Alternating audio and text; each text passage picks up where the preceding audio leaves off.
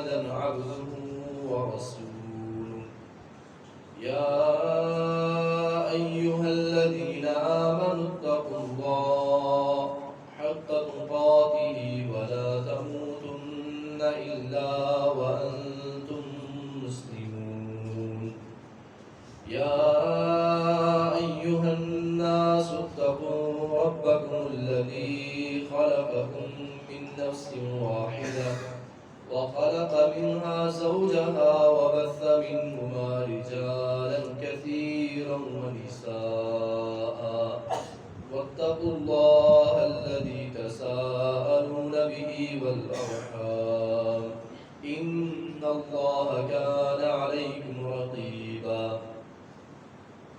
يا أيها الذين آمنوا اتقوا الله وقولوا قولا سديدا يصلح لكم أعمالكم ويغفر لكم ذنوبكم ومن يطع الله ورسوله فقد فاز فوزا عظيما أما بعد فإن خير الحديث كتاب الله وخير الهدي هدي محمد صلى الله عليه وسلم وشر الأمور محدثاتها وكل محدثة بدعة وكل بدعة ضلالة وكل ضلالة في النار اللهم صل على محمد وعلى آل محمد كما صليت على إبراهيم وعلى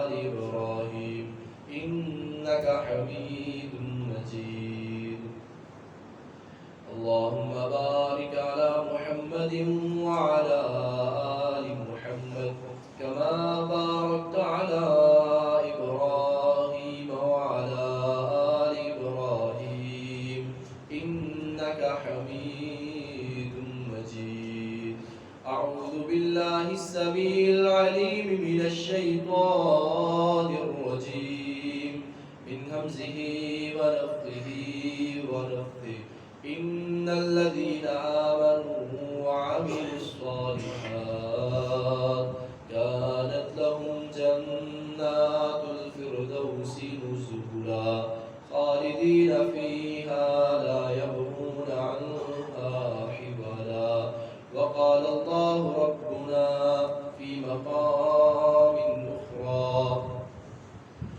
وسارعوا إلى مغفرة من ربكم وجنة عرضها كعرض السماء والأرض وقال النبي صلى الله عليه وسلم لا تنسوا العظيمتين الجنة والنار أو كما قال صلى الله عليه وآله وسلم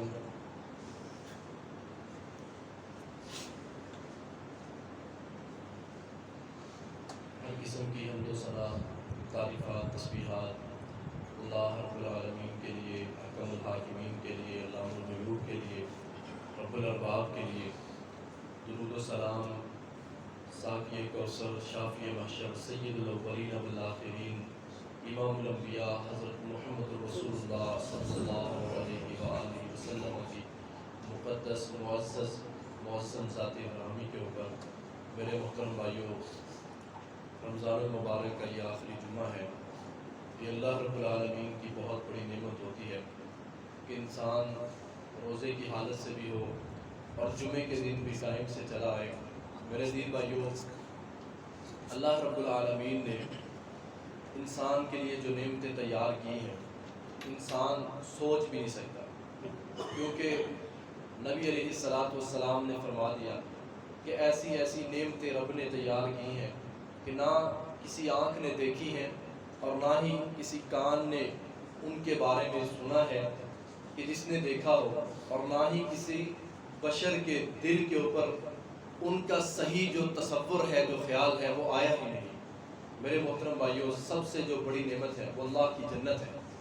नबी अलैहिस्सलाम ने फरमाया कि ला तंसउल अज़ीमतैन, कि आप जो मर्जी करें, आप दो चीज़ों को अपने दिल दिमाग से निकलने न दिया करें। الجنت والنار، ایک اللہ کی بنائی ہوئی جنت ہے اور ایک عذاب کے لیے رب کی بنائی ہوئی جہنم۔ ان دونوں کو ہمیشہ یاد رکھنا چاہیے۔ جنت جو ہے رب نے اس کو بھی بنا دی ہے، اس کے لیے صرف ایک حدیث کی دلیل کہ نبی صلی اللہ علیہ وآلہ وسلم فرماتے ہیں مجھے خواب کے اندر ایک مرتبہ جنت کی سیر کروائی گئی تو میں ایک محل کے پاس سے گزرا، جب میں گزرا وہاں سے میں نے دیکھا کہ اتنا شاندار محل ہے، اتنا خوبصورت ترین محل ہے۔ میں نے پوچھا لمن ھذا القصر، یہ محل کس کا ہے؟ تو مجھے جواب ملا لعمر بن الخطاب، یہ عمر بن خطاب کا ہے رضی اللہ تعالی عنہ۔ نبی علیہ السلام فرماتے ہیں میرا دل چاہا میں اس کے اندر داخل ہو جاؤں، اتنا خوبصورت ہے، اتنا پیارا ہے، اتنا حسین و جمیل کہ دل چاہتا ہے اندر داخل ہو جاؤں۔ نبی علیہ السلام فرماتے ہیں کہ میں نے دیکھا کہ ایک خادمہ جو ہے اس میں چہل پہل کر رہی ہے، وہ کام کر رہی ہے، تو مجھے عمر کی غیرت یاد آ گئی، میں اس کے اندر داخل نہیں ہوا۔ عمر رضی اللہ عنہ رو رہے تھے، اغار علیہ کہ یا رسول اللہ، کہ اللہ کے رسول میں نے آپ کے بارے میں غیرت کھانی، آپ اس میں داخل ہو جاتے میری خوش نصیبی بڑھ جاتی، میری سعادتیں بڑھ جاتی۔ تو جنت جو ہے اللہ رب العالمین نے اس کو بنا دیا ہے، اس کے حصول کے لیے محنت کی ضرورت ہے، محنت کی ضرورت ہے۔ صرف ایک واقعہ اس کے حصول کی محنت کا، جنگ بدر کا موقع ہے، حضرت سعد بن خیثمہ رضی اللہ عنہ نکلے ہیں کہ میں نے بھی جانا ہے، بیٹا جو ہے وہ بھی نکلا ہے۔ نبی علیہ السلام نے دیکھا تو فرمایا کہ تم میں سے ایک جائے گا اور ایک گھر میں رہے گا۔ باپ بیٹے سے کہنے لگا کہ بیٹا میں چلا جاتا ہوں، تم گھر میں رہو۔ بیٹے نے اصرار کیا ابا جان آپ گھر میں رہیں، میں چلا جاتا ہوں۔ نبی علیہ السلام نے فرمایا قرآن اندازی کر، قرآن اندازی ہوتی ہے، بیٹے کا نام نکل آتا ہے، باپ نے رونا شروع کر دیا، رونا شروع کر دیا، آنسو بہانے شروع کر دیے تاکہ بیٹے کا دل نرم ہو جائے۔ بار بار کہا کہ بیٹا میں بوڑھا ہوں، تو جوان ہے، تو گھر میں رہ، اللہ تجھے بڑے موقع دے گا، اللہ بڑے موقع دے گا تجھے، میری بات مان لے۔ تو بیٹے نے آگے سے کہا کیا کہا سوچیں کہ بیٹے نے کیا کہا ہوگا۔ اس نے کہا لو کان غیر الجنتی لستعصرتک، ابا جان اگر جنت کے علاوہ کوئی اور معاملہ ہوتا، کوئی اور بات ہوتی، میں آپ کو ترجیح دے دیتا، یہ جنت ہے، میں آپ کو ترجیح نہیں دے سکتا، آپ کا خادم ہوں، اطاعت گزار ہوں، آپ کی بات مانوں گا، مگر لو کان غیر الجنہ، اگر جنت کے علاوہ کوئی اور بات ہوتی لستعصرتک، آپ چلے جاتے میں نہ جاتا، یہ جنت اللہ کی جنت میں آپ سے پہلے میں جانا چاہتا ہوں۔ بیٹے نے باپ کو جانے نہیں دیا، باپ رو رہے ہیں، آنسو گر رہے ہیں کہ بیٹا مجھے جانے دے۔ بیٹے نے کہا نہیں ابا جان جنت کے سوا اگر کوئی اور چیز ہوتی آپ چلے جاتے، میں پیچھے رہ جاتا۔ تو میرے محترم بھائیو اس جنت کے لیے تیاری کریں جس جنت کے بارے میں نبی علیہ السلام نے فرمایا تھا کہ اس جنت کی جو خوشبو ہے 40 سال کی مسافت سے پہلے آنی شروع ہو جاتی ہے۔ آج تک جو دنیا کا اندازہ لگایا گیا ہے، جس دنیا تک انسان پہنچ سکتا ہے، جس تک پہنچا نہیں ہے اس کی اور بات ہے، جس تک پہنچ سکتا ہے کوئی ایسی جگہ ہے ہی نہیں جس کی اتنی مسافت ہو۔ 40 سال سے پہلے جنت کی خوشبو آنی شروع ہو جائے گی۔ اور نبی صلی اللہ علیہ وسلم نے بیان کیا، اللہ رب العالمین نے قرآن مجید کے اندر جنت کے کئی ایک نام بیان کیے۔ فرمایا جنت کا ایک نام دار الخلد ہے، دار المتقین ہے، مقام الامین ہے، جنت المأوا ہے، جنت الفردوس ہے۔ میرے عزیز بھائیو اتنے نام، وَإِنَّ الدَّارَ الْآخِرَةَ لَهِيَ الْحَيَوَانِ، دار القرار، دار السلام، اللہ فرماتے ہیں وہ سلامتی کا گھر ہے، وہی اصل زندگی والا گھر ہے، وہی آخری گھر ہے، وہ ایسا گھر ہے جہاں خوف نہیں ہوگا، جہاں امن ہوگا، بد امنی نہیں ہوگی، پریشانی نہیں ہوگی، انسان ہمیشہ ہمیشہ نعمتوں کے اندر، ہمیشہ ہمیشہ سکون کے اندر، عزتیں محفوظ ہیں، نعمتیں اتنی ہیں انسان تصور بھی نہیں کر سکتا۔ اور اللہ رب العالمین نے فرمایا سورہ القمر کے اندر ان المتقین فی جنات و نہر فی مقعد صدق عند ملیک مقتدر، یہ بھی مقعد صدق، یہ بھی ایک جنت کا نام ہے۔ سدرۃ المنتہا کے پاس اللہ فرماتے ہیں جنت المأوا، یہ بھی اس کا ایک نام ہے۔ تو میرے محترم بھائیو جنت کے بے شمار نام ہیں، جنت کے نام بے شمار ہیں، جنت کے دروازے 8۔ حدیث میں نبی صلی اللہ علیہ وسلم نے چند ایک کا تذکرہ بھی کیا جنت کے دروازوں کا۔ نبی علیہ السلام فرماتے ہیں کہ جو جنت کا دروازہ ہے اس کی چوڑائی کیا ہے؟ اس کی چوڑائی نبی علیہ السلام فرماتے ہیں جیسے جنت کا جو ایک دروازہ جو اس کی چوڑائی ہے جیسے مکہ سے لے کر بصرہ ہے. اب مکہ سعودی عرب کے اندر ہے اور بصرہ عراق کے اندر ہے. کہا کہ اتنا چوڑا دروازہ ہے, اتنا بڑا دروازہ ہے. اور نبی علیہ السلام فرماتے ہیں جو اللہ وہ بندے جن کو بغیر حساب کی جنت میں داخل کرے گا وہ ایک ہی مرتبہ لائن میں لگیں گے, اکٹھے ہی سارے جنت میں داخل ہوں گے. ایک ہی مرتبہ اکٹھے سارے جنت میں داخل ہو جائیں گے. اتنا بڑا دروازہ. اور ان کے بارے میں جو حدیث میں صراحت آئی ہے 49 لاکھ سے زیادہ وہ لوگ بنتے ہیں. 49 لاکھ سے زیادہ بنتے ہیں. کہا کہ ایک ہی مرتبہ سارے کے سارے لوگ جو ہیں وہ جنت میں داخل ہو جائیں گے. جب جنت میں داخل ہوں گے تو کیا ہوگا؟ سب سے پہلے موت کو لایا جائے گا. اتیا بالموت, موت کو اتیا بالکبش الاملہی, موت کو ایک چتکبرے مینڈے کی شکل کے اندر لایا جائے گا. جب لایا جائے گا اللہ فرماتے ہیں, نبی الاسلام نے فرمایا فیوقف بین السماوات والارض بین السماء والارض بین الجنت والنار. جب اس کو لایا جائے گا تو اللہ رب العالمین اس کو جنت اور جہنم کے درمیان میں لا کر فرشتے کو حکم دیں گے اس کو ذبح کرنا. وہ اعلان کرے گا پہلے, پھر اس کو ذبح کر دیا جائے گا. نبی علیہ السلام فرماتے ہیں جب اس کو ذبح کر دیا جائے گا لوگوں کو بتا دیا جائے گا کہ آج کے بعد موت کسی کو نہیں آئے گی. جو جنت میں ہے ان کو بھی موت نہیں آئے گی, جو جہنم کے اندر چلے گئے ہیں موت ان کو بھی نہیں آئے گی.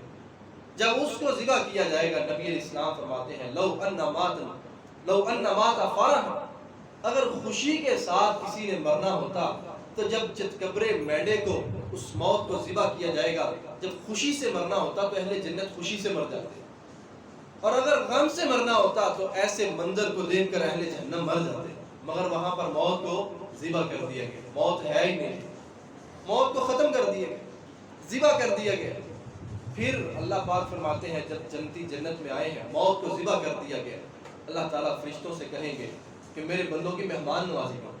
نزلا من غفور الرحیم, یہ اللہ غفور الرحیم کی طرف سے مہمان نوازی, پہلی مہمان نوازی اللہ غفور الرحیم کی طرف سے کیا کی جائے گی کہ میرے بندوں کو مچھلی کا جگر اور بیل کا گوشت کھلاؤ, اور جو سلسبیل نامی چشمہ ہے اس کا صاف ستھرا پانی ان کو پلاؤ.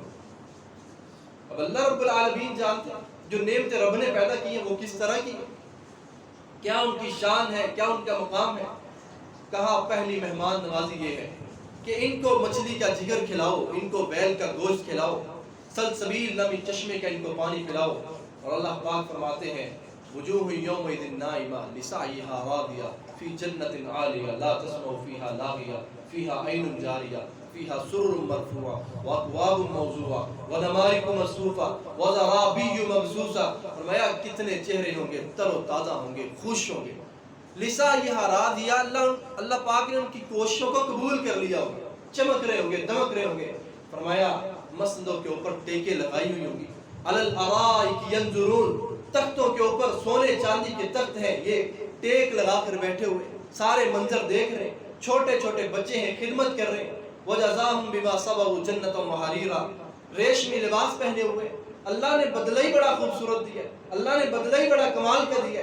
ٹیک لگا کر بیٹھے ہوئے چھوٹے چھوٹے بچے خدمتیں کر رہے ہیں, جام لے کر آ رہے ہیں, شراب کے جام, اور کہا شرابن طہورا, پاکیزہ ترین شراب کے جام لے کر آ رہے ہیں.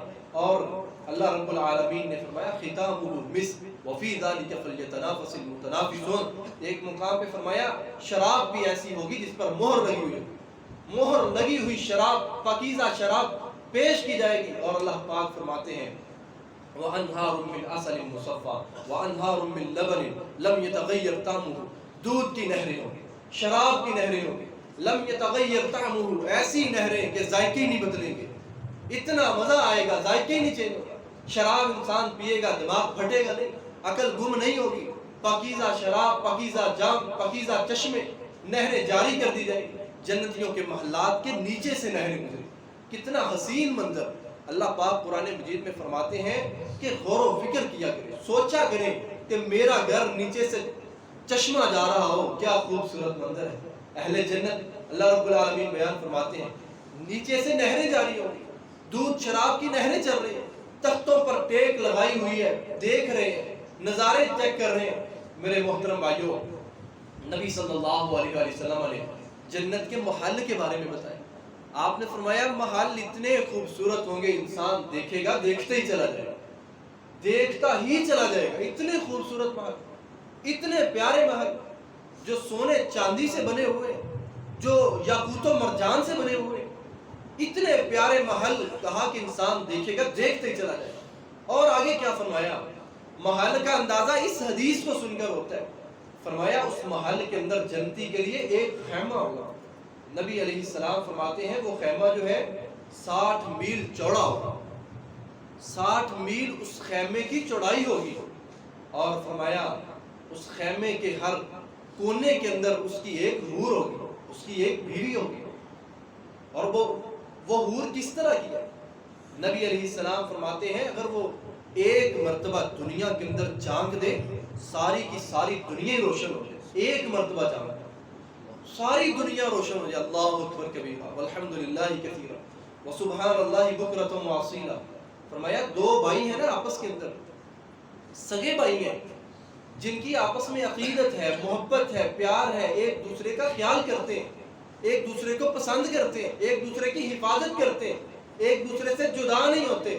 کہا کہ اگر جنتی حور کا دوپٹہ زمین پر آ جائے اسے حاصل کرنے کے لیے دونوں ایک دوسرے کو قتل کر دیں گے، ایک بھی نہیں بچے، دونوں ایک دوسرے کو مار دیں گے صرف وہ حاصل کرنے کے لیے۔ اللہ اکبر۔ فرمایا وحور عین کامثال اللؤلؤ المکنون، ایسی حوریں عینہ ہوگی کسی نے دیکھا ہی نہیں ہوگا۔ لم یطمثہن قبلہم انس ولا جان فبأی آلاء ربکما تکذبان۔ انسان چاہتا ہے میری عزت کی طرف کوئی نہ دیکھے، میری غیرت کی طرف کوئی نہ دیکھے۔ کہا ہے ایسی ہی حوریں اللہ عطا کریں کبھی کسی نے دیکھا ہی نہیں ہوگا، پاکیزہ، پاک صاف، وَلَهُمْ فِيهَا أَزْوَاجٌ مُطَهَّرَةٌ وَهُمْ فِيهَا خَالِدُونَ۔ پاکیزہ عورتیں، پاک صاف عورتیں، حسن و جمال والی عورتیں، اور موٹی موٹی آنکھوں والی عورتیں، اور کہا کہ اتنی خوبصورت